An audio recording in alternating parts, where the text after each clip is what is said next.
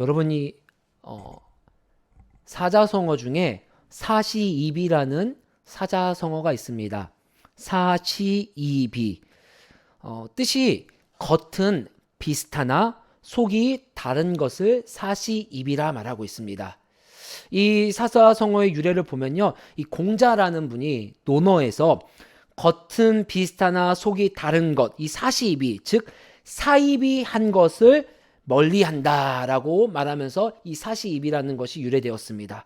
사시이비라는 말이 좀 우리에게는 생소하겠지만 여러분들에게 사이비라는 단어는 조금 쉽게 다가올 것입니다. 사람들은 흔히 이렇게 겉은 비슷하지만 속이 다른 것을 너 사이비 아니야? 라고 말하기도 합니다.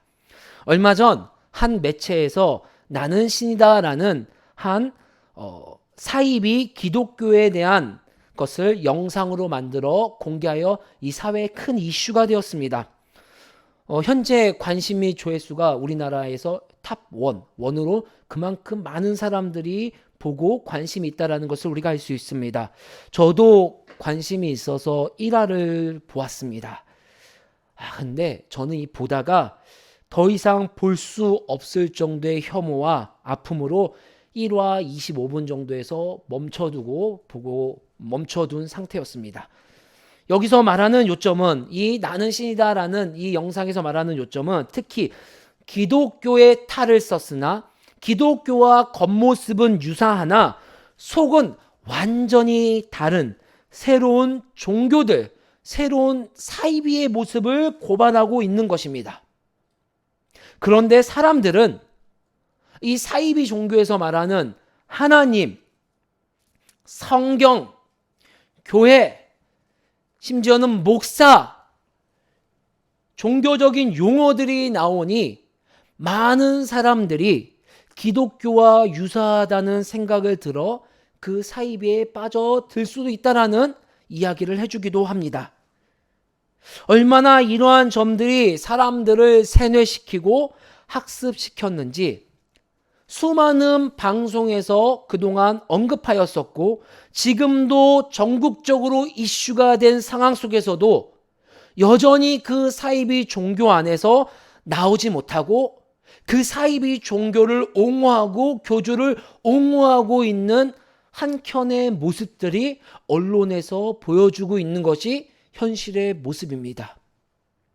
그런데 이 사이비의 모습, 이 영상에서 보여준 모습이 아이러니하게도 오늘 저와 여러분들이 함께 읽은 마가복음 7장에서도 심지어는 교회 안에서도 이러한 모습이 있을 수 있음을 성경은 예수님을 통해 이야기해주고 있습니다.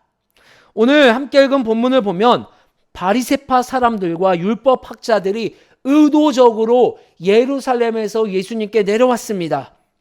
그리고 그들이 가만히 예수님과 예수님을 따르는 제자들의 모습을 살펴보니 너무나도 마음에 들지 않는 모습들이 보이는 거예요.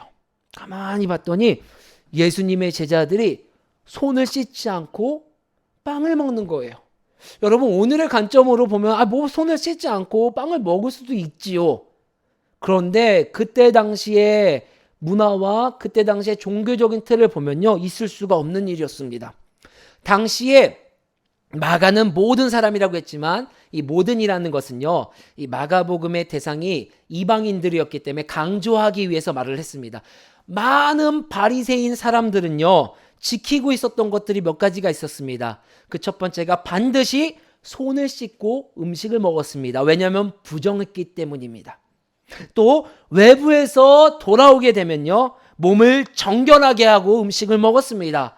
첫 번째와 유사한 내용이지요.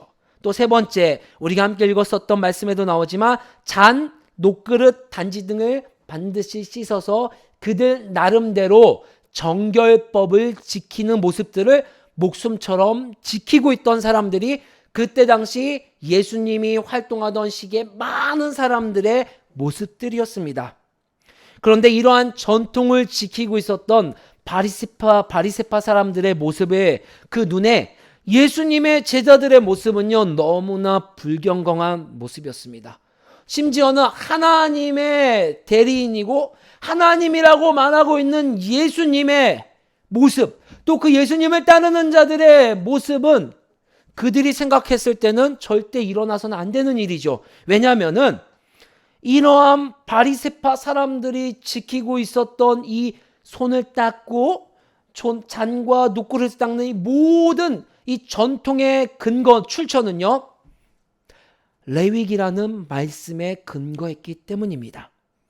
그런 것을 보면 바리새파 사람들의 눈에는요, 예수님의 제자들의 모습은 너무나도 이질적이고 하나님과는 정반대되는 모습이었고, 심지어는 예수님을 따르고 있었던 수많은 사람들과 예수님을 둘러싼 수많은 사람들의 눈에는요, 바리새파 사람들의 지적이 올바르게 생각될 수 있는 상황이었었습니다. 여러분들이 보시기에는 누가 더 하나님을 사랑하고 하나님의 뜻대로 살아가는 사람 같아 보입니까? 손을 닦지 않고 예수님을 따르며 밥을 먹고 있는, 빵을 먹고 있는 사람들, 혹은 레위기의 말씀에 근거하여 말씀을 목성처럼 지켜 밖에 나가오면 무조건 손을 닦고 노그릇을 닦고 있는 바리새파 사람들, 누가 더 하나님을 사랑하고 하나님의 말씀대로 살아가는 사람 같아 보입니까? 제가 봐도 그 시절에 살았다라면은 바리새인들이라 생각할 수밖에 없겠지요. 얼마나 열심히 있고 헌신이 있고 하나님의 말씀이 우선인 사람들의 모습입니까? 그러나 예수님은 일반적인 사람들의 생각과 지금 저의 생각과는 정반대되는 이야기를 말씀을 해주고 있습니다. 우리 6절부터 9절의 말씀 함께 읽어볼까요?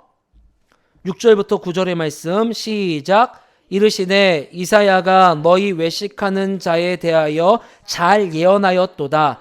기록하였으되 아멘.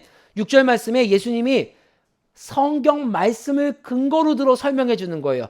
야, 지금 너희들의 모습을 보니까 예사야라는 선지자가 너희들을 통하여 예언했던 말씀이 생각나는 거다. 이사야의 말씀이 딱 너희들을 생각해서 기록한 말씀 같구나. 7절부터 9절 시작. 이 백성이 입술로는 나를 공경하되 마음은 내게서 멀도다. 사람의 계명으로 교훈을 삼아 가르치니 나를 헛되이 경배하는도다 하였느니라. 너희가 하나님의 계명은 버리고 사람의 전통을 지키느니라. 또 이르시되 너희가 너희 전통을 지키려고 하나님의 계명을 잘 저버리는도다. 아멘. 분명 우리 눈에는 그냥 말씀을 지키는 것 같아 보이는 모습, 오히려 나의 롤모델 같다. 나도 하나님을 잘 믿는데 저 바리새파 선생님처럼 잘 지키고 싶다라는 생각이 들 정도로 경건성을 가지고 있었던 사람인데, 예수님은 정반대의 말씀을 해주고 있습니다. 요약해보면 이것입니다. 첫째, 너희들은 하나님의 계명을 버리고 사람의 전통을 지키고 있다. 두 번째, 너희 전통을 지키기 위해서 너희 전통 때문에 하나님의 계명을, 하나님의 말씀을 버리고 있다, 너희들은. 세 번째, 결국 너희들 사람들이 고수하려는 전통을 위해서 하나님의 말씀을 버리는 것에서 끝나는 것이 아니라 하나님의 말씀을 꽁꽁 싸매서 저 밑으로 묻어버린다. 즉 폐하여 버리고 있다. 실상은 너희들은 그런 존재이다 라고 예수님은 바리새인들에게 지적하고 있는 것입니다. 다시 말씀드리지만 우리 눈에는 분별하기가 참 어려웠어요. 누구보다도 하나님의 계명이 우선된 삶을 살아가는 것 같아 보여요. 그런데 예수님의 눈에는 분명 무엇인가가 잘못되었기 때문에 이사야 성경을 인용하여서 너희들의 행동은 하나님의 말씀을 폐하여 버리고 하나님과는 상관없는 삶을 살아가고 있다.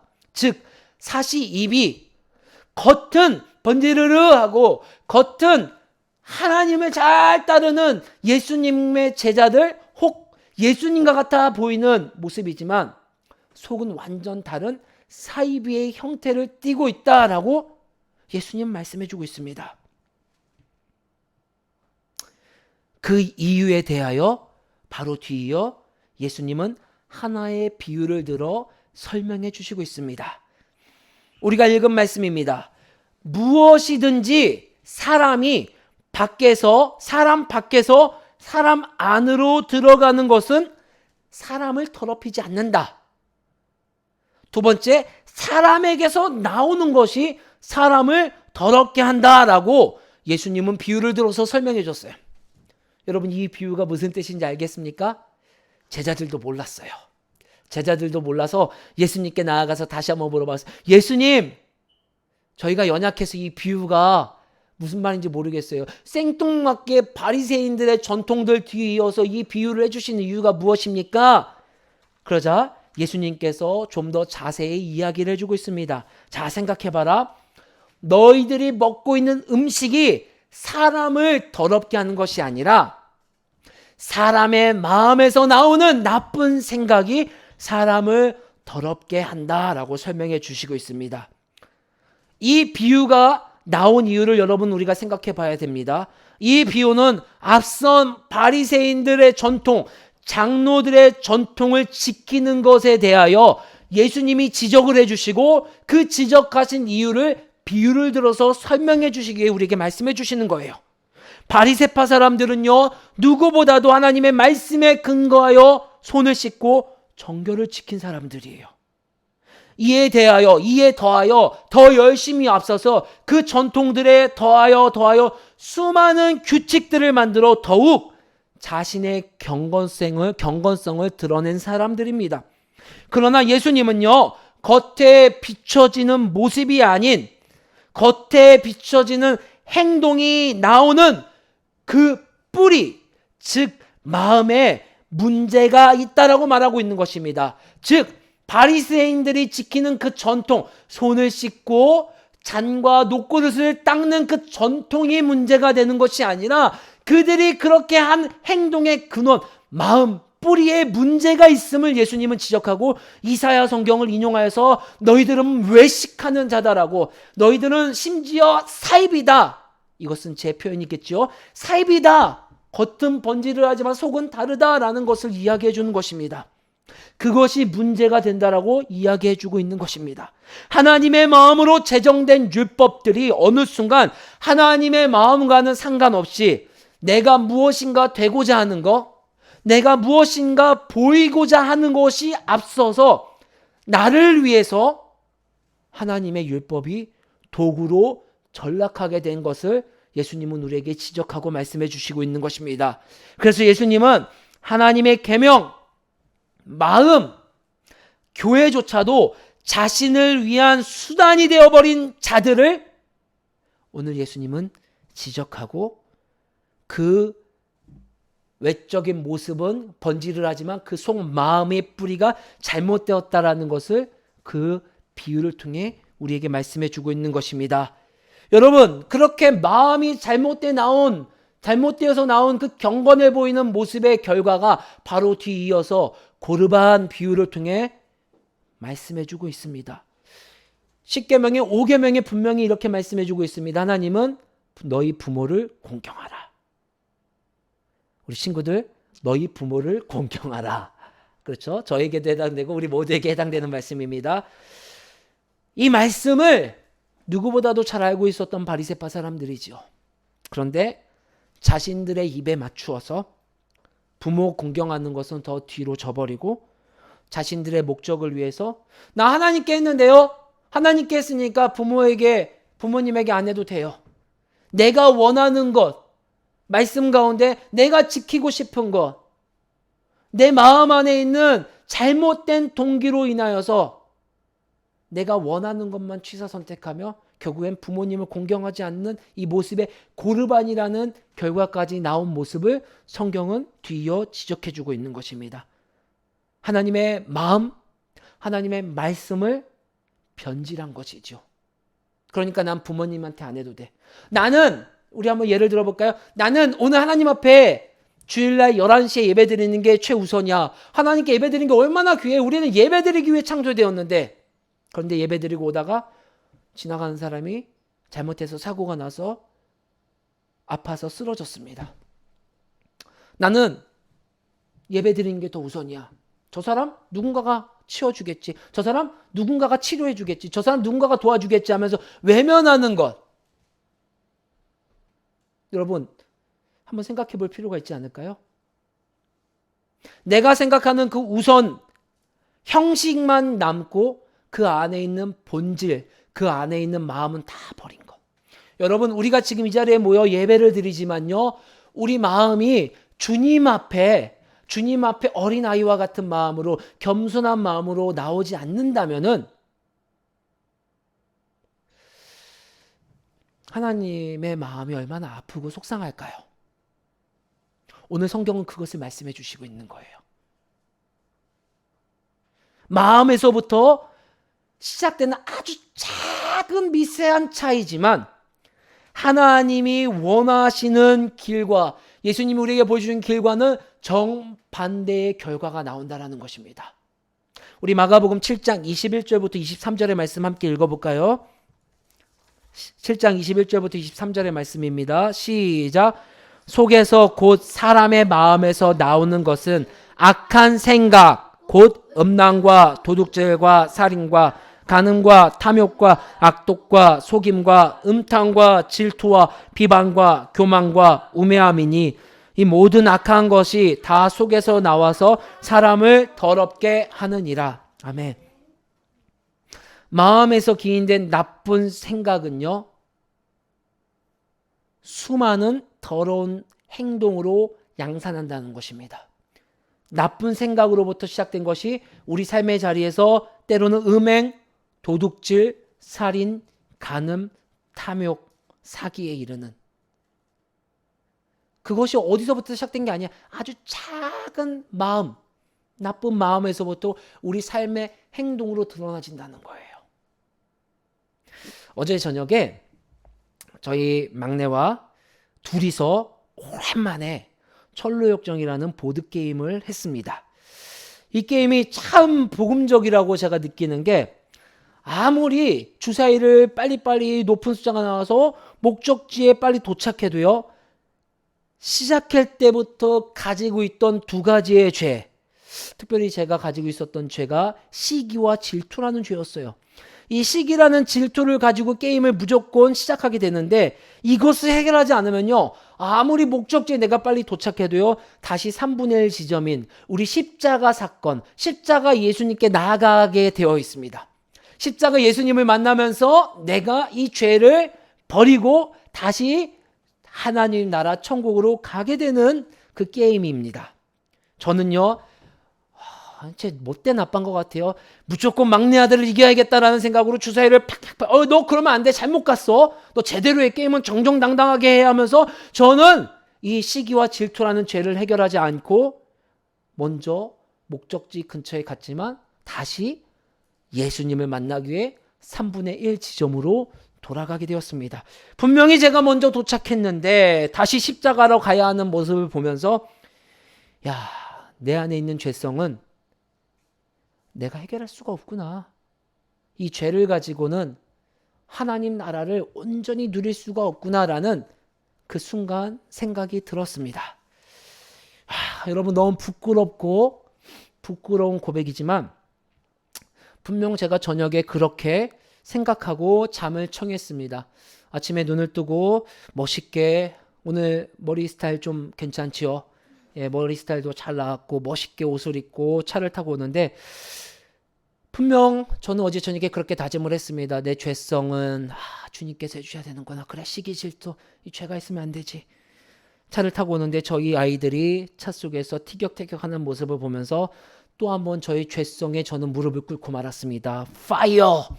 분노! 장용한 분노의 장풍을 우리 아이들에게 쏘면서 또 연약한 모습을, 또 죄 많은 저의 모습을 또 한번 보여주는, 생각하게 되는 시간이 되었습니다. 목사님 너무 거룩하지가 않네요. 주일 예배 전에, 설교 전에. 예, 맞아요. 저는 그런 사람입니다. 여기서 할 수 있는 것이 바로, 마음은 내가 컨트롤할 수 없다는 것입니다. 인간 장용한, 혹 목사 장용한, 혹 누구누구의 아빠, 혹 누구누구의 남편, 그 모든 것 이면 가운데 하나님의 형상으로 창조된 우리, 이 땅을 살아가면서 하나님 우리에게 마음을 만들어 주셨지만 그 마음만큼은 내가 제어할 수 없다라는 것이 현실이고 사실임을 저는 오늘 이 설교단에 서기 전까지 다시 한번 묵상하고 이 자리에 섰습니다. 마음. 여러분 아마 이 말씀 많이 들어보셨을 것 같습니다. 잠언 4장 23절에 그 무엇보다도 너는 네 마음을 지켜라. 그 마음이 바로 생명의 근원이기 때문이다. 그 순간 이 말씀이 생각이 나더라고요. 무엇보다도 내 마음을 지켜야 된다. 왜냐하면 이 마음으로부터 생명이 근원임을 성경은 우리에게 말씀해 주고 있기 때문입니다. 여러분, 저는 이 말씀을 묵상하고 또 저희 연약한 모습을 생각하면 이런 질문을 스스로 해봤습니다. 마음을 도대체 어떻게 지키죠? 내가 좋은 생각만 한다고 해서? 내가 좋은 것만 본다고 해서? 아니면 365일 내가 말씀만 보고 기도만 한다고 해서 여러분 마음이 지켜지시나요? 제 경험으로는 절대 그럴 수가 없습니다. 수많은 사람들이, 바리새인들이, 장로들이 전통을 지켜야 올바른 길로 간다고 생각했습니다. 그래서 너무하리란 만큼 손을 씻고 남들을 정죄했습니다. 그러나 예수님은요, 너의 마음을 지키는 것이 올바른 길의 시작이다라고 그것이 생명의 근원이라 말씀해 주고 있습니다. 어떻게 마음을 지켜야 될까요? 예수님은 우리에게 이렇게 말씀해 주고 있습니다. 마가복음 1장부터 계속해서 말씀해 주고 있습니다. 마음의 변화는 하나님이 우리를 다스리실 때, 하나님의 나라가 예수님을 통하여 우리에게 약속된 언약이 성취된 것, 하나님의 나라가 이미 우리에게 오셨다라는 것을 받아들일 때, 마가복음 1장 15절 복음을 우리가 받아들이고 믿을 때부터 우리 마음의 변화가 시작된다라고 예수님은 오늘 몸소 우리에게 말씀해 주시고 보여주시고 있는 것입니다. 내가 아니라 나는 주님 내 마음을 컨트롤할 수 없습니다. 설교단에 서기 전까지도 내 마음이 이렇게 하나님 분노로 가득 차 있고 화를 내는 내 연약함 주님께 맡깁니다. 주님이 나에게 오셔서 다스려 주실 때 내가 생명으로 나아갈 수 있습니다. 그 고백을 성경은 우리에게 요청하고 있는 것입니다. 바리새인들, 사이비들이 가지고 있는 외식적 행동들은요, 어지간하면 분별하기가 어렵습니다. 그러나 중요한 것은요, 어느 순간부터 그들의 마음이 나쁜 생각으로 가득 차져 있기 때문에 외적으로 예수님 말씀해 주신 것처럼 간음, 시기, 질투, 비방, 악독, 교만, 우매함이라는 것이 드러나질 수밖에 없다라는 것입니다. 결국 혐오스럽고 극악무도한 짓들을 온 천하가 다 할 수 있게 된다는 것입니다. 저는 이 바리새인들의 전통을 보면서 우리가 오해하면 안 되는 부분이 있다고 생각합니다. 바리새인들 혹은 많은 수많은 이 땅에 살아가고 있는 그리스도인들 중에서 높은 기준으로 살아가고 있는 자들이 있습니다. 저는 그것이 잘못된 것이라 생각하지는 않습니다. 하지만 기억해야 되는 것은 그 높은 기준이 구원의 근거가 된다는 것은 잘못된 것입니다. 잘못된 마음으로 시작된 외식은 분명 문제가 있습니다. 그것이 오늘 성경을 통해서 우리에게 말씀해 주고 있는 것입니다. 쌓이고 쌓이고 쌓이다 보면 결국엔 예수님을 파는 데까지 이르게 된다고 말씀하고 있습니다. 아마도 바리새인들이 처음부터 그런 마음으로 한 것은 아닐 것입니다. 외식하는 마음으로 한 것은 아닐 것입니다. 하지만 나도 모르게 쌓이는 그러한 나쁜 마음으로 기인된 내가 되고자 하는 모습, 외식하는 모습, 보이고자 하는 모습이 앞서다 보니 하나님의 말씀이 패해지는 데까지 이르게 되고 그 종말로는 우리 예수님을 파는 데까지 이르게 된 것입니다. 아주 작은 차이에서부터 그렇게 변화가 돼서 내 삶에 열매가 나타나는 것입니다. 여러분, 오늘 여기 있는 우리 모두 가운데 누가 이 마음으로부터 자유로울 수가 있을까요? 저는 오늘 이 성경이 우리에게 말씀해 주시는 것은 단 하나입니다. 이 마음, 우리가 할 수 있는 것이 없다.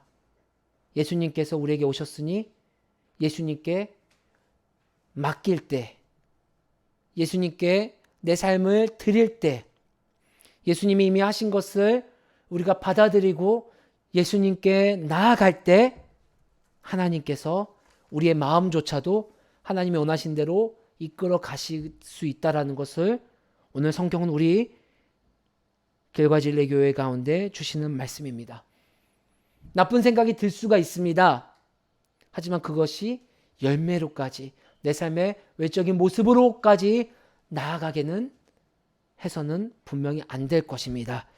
사랑하는 길과진례교회 가족 여러분, 우리 마음 모두에게 있는 이 마음의 주권을 주님께 내어드릴 때, 주님께 맡겨드릴 때 우리 삶의 자리에서 주님과 동행하며 주님이 주시는 그 풍성함을 누릴 수 있을 것입니다. 그 하나님 나라를 받아들여 더 이상 나쁜 마음이 아닌 성령의 열매를 말미암아 사랑, 희락, 화평, 자비, 양선, 충성, 온유, 절제, 그 마음을 통한 열매들을 맺을 수 있는 우리 가족들이 될 수 있기를 주의 이름으로 간절히 소망합니다.